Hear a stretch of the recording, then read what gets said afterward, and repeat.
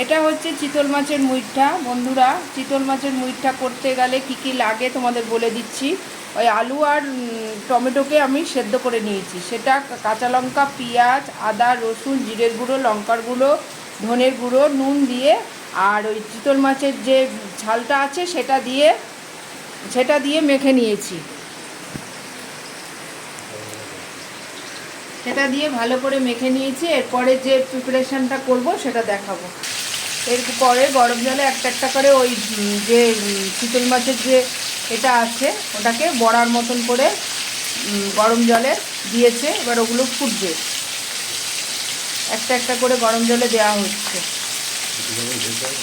ভেসে যখন উঠবে তখন তুলে নেওয়া হবে।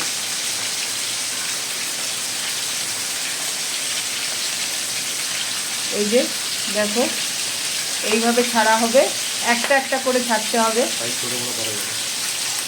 যেরকম সাইজ তোমরা চাইবে সেইভাবে করে নেবে।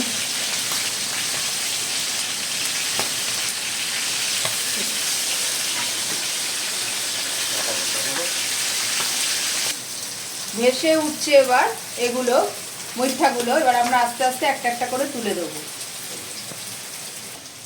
চিতল মাছের মুইঠার জন্য আলুটাকে লাল লাল করে ভেজে, এই যে লাল লাল করে ভাজা হয়ে গেছে, এবার তুলে নেবো। একদম পুরো এরম লাল লাল ভাজতে হবে। এবারে 5 ফোড়ন দিয়ে দিলাম গরম তেলে, তারপরে দেবো চিনি। এটার মেন আকর্ষণ চিনি, চিনি না দিলে রান্নাটা হবে না।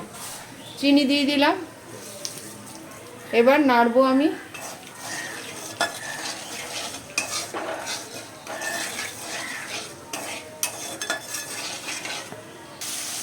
মশলাটার মধ্যে পেঁয়াজ দিয়েছি, টমেটো যেটা সেদ্ধ করা ছিল ওটাও দিয়েছি, শুকনো লঙ্কা ফোড়ন দিয়েছি, আর হচ্ছে তারপরে দিয়েছি আদা রসুন দিয়েছি পেস্ট, তারপরে হলুদ, জিরে, লঙ্কার গুঁড়ো, ধনের গুঁড়ো দিয়ে এই যে কষিয়েছি।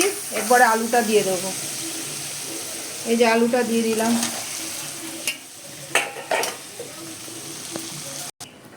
এরপরে আমি কি করেছি, আলুটা দিয়ে মুইঠাগুলো দিয়ে দিয়েছি, দিয়ে ভালো করে কষিয়েছি। তার মধ্যে কাঁচা লঙ্কা দিয়েছি আর দিয়ে ভালো করে এটা একটু মিট মশলা দিয়ে দিয়েছিলাম।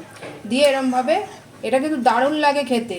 এইটা দিয়েই ভাত খাওয়া হয়ে যাবে। তো বন্ধুরা, আমার এই রেসিপি দেখানো হয়ে গেল। টাটা।